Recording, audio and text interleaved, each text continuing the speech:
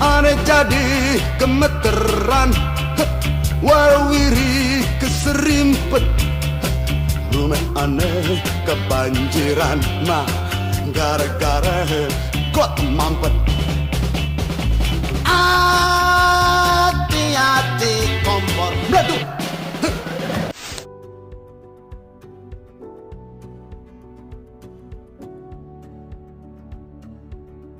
Assalamualaikum warahmatullahi wabarakatuh. Selamat sore. Alhamdulillah, pada siang menjelang sore hari ini saya mengundang Bapak Ibu semua untuk hadir dan juga meminta waktunya sedikit untuk saya dapat mensosialisasikan kembali apa yang telah saya dapat, ilmu saya telah saya dapat dari pendidikan saya selama 5 hari saat awal bulan lalu, bulan Oktober, tentang pembangunan berkelanjutan.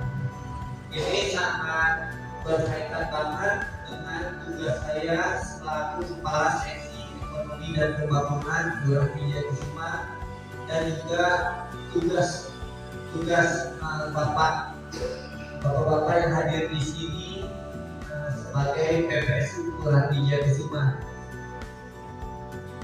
Mungkin lanjut kita ke slide berikutnya.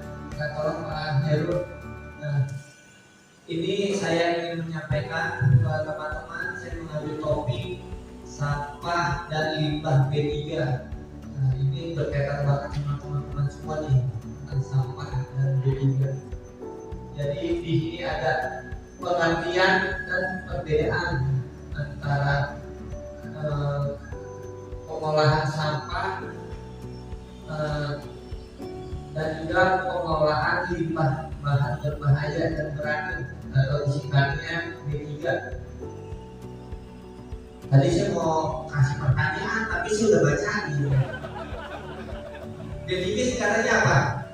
Bahan berbahaya. Ayo katakan. Bahan berbahaya yang beracun.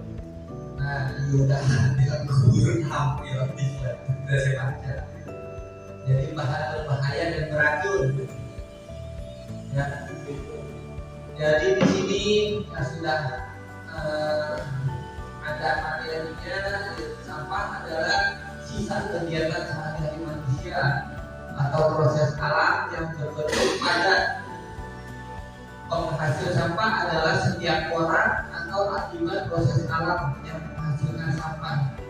Ada yang mengerti maksudnya apa? Penghasil sampah adalah setiap orang atau akibat proses alam yang menghasilkan sampah. Ada yang ngerti nggak?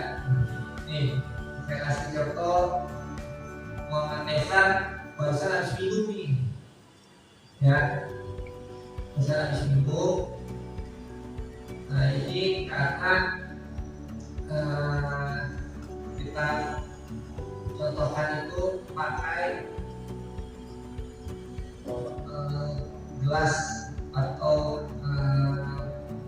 wadah plastik air mineral, ya, botol plastik atau gelas plastik air mineral.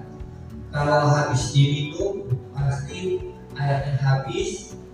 Nah, gelasnya atau botolnya itu disimpan atau gimana? Dibuang. Nah, dibuang. Maka itu adalah dalam artian sisa kegiatan sehari-hari ini. Salah satunya proses habis minum air mineral, botol atau gelas air mineralnya itu adalah sisa, ya, menjadi sampah atau akibat proses alam yang menghasilkan sampah. Contohnya di teman-teman nih, ya kalian kasih contoh. Nah, ya, teman-teman di TPA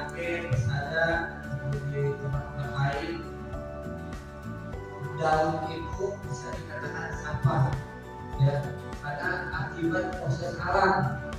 Proses alam dia daunnya kering, kemudian kena angin, tertiup angin, maka rontok daunnya.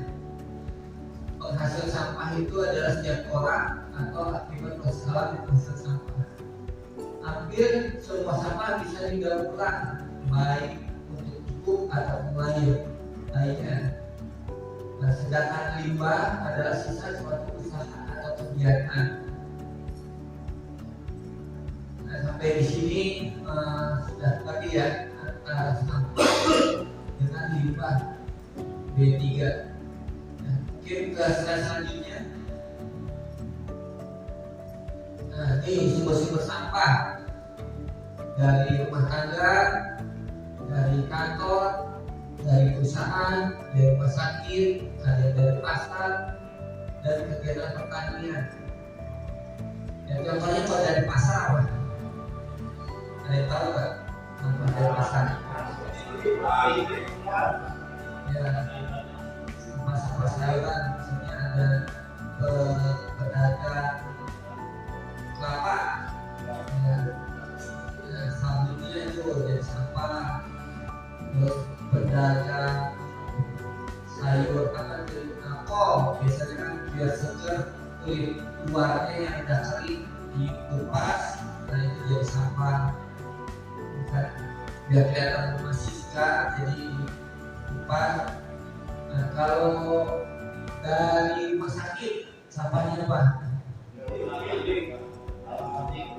Ya, jadi alat-alat medis ya yang sudah digunakan dan tidak boleh digunakan lagi ke orang lain, ya seperti infus, jarum suntik, dan juga seperti infus obat, ya.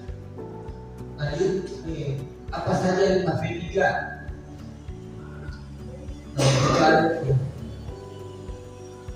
Bahan baku yang berbahaya dan beracun yang tidak digunakan lagi karena rusak, sisa kemasan, tumpahan, sisa proses, bekas kapal, memerlukan penanganan dan bahan khusus. Bahan tersebut menjadi limbah B3 dalam memiliki salah satu atau lebih karakteristik berikut, yaitu mudah meledak, mudah terbakar, sensitif, beracun, menyebabkan infeksi, bersifat korosif, dan lain-lain yang lagi dengan toksikologi dapat diketahui termasuk limbah B3. Ya, seperti oli, dengan oli itu bisa dikatakan limbah B3, atau baterai jam bekas sudah dipakai itu adalah limbah B3. Bahkan ini di Indonesia terutama banyak handphone nih, bekas handphone. Jadi limbah handphone itu pada tahu nggak mau kemana?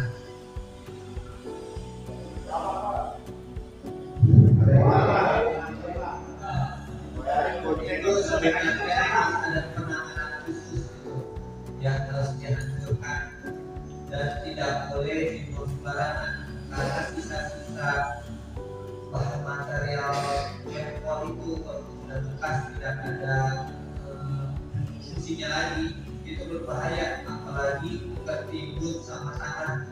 Nah, tanah itu kena air hujan, kemudian menyerap ke tanah, dan tanah itu ada bekas baterai atau handphone, nah itu menyerap, ada radioaktif, kemudian masuk ke dalam tanah dan jadi air. Airnya kita semprot buat digunakan konsumsi sehari-hari. Itu pencemaran udara, namanya pencemaran apa namanya? Ada pencemaran udara, pencemaran air, pencemaran darat, karena darat masuk tanah. Nah, ini adalah contoh, kalau nggak salah itu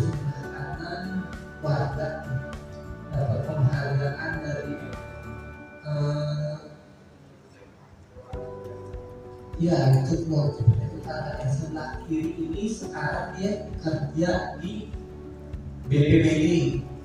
Dahulu dia pernah jadi lurah Cipete Utara. Dia selama menjabat jadi lurah di kelurahan itu hanya satu bank sampah. Dalam waktu setahun hampir belasan bank sampah berdiri. Nah itu namanya Pak Yohan, mantan lurah Cipete Utara, sekarang jadi kepala bagian di BPBD. Ya, kalau mau ketemu ada di Abu Ismu Paluan. Dan ini adalah salah satu media suara atau pembicara saya saat iklan. Dia langsung ini paparan beliau sebenarnya, dan saya paparkan ke teman-teman. Ya, ilmunya juga bisa sedikit banyak dapat. Ya. Nah, mungkin selanjutnya sudah ucapan terima kasih ya. Nah, jadi terima kasih teman-teman. Karena ini sedikit waktu, mungkin tadi ada sekitar 15-20 menit, saya mau memaparkan hasil saya mengikuti diklat pembangunan berkelanjutan. Dan kalau mau bicara seluruh mungkin ini saya akan dahulu, dan memang sengaja dalam artian saya selingi untuk saya memaparkan kegiatan diklat saya. Dan jujur ini saya ucapkan terima kasih ya teman-teman atas kehadirannya sudah mengikuti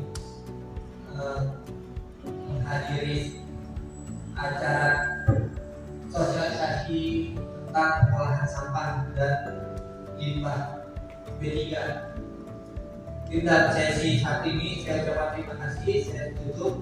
Assalamualaikum warahmatullahi wabarakatuh.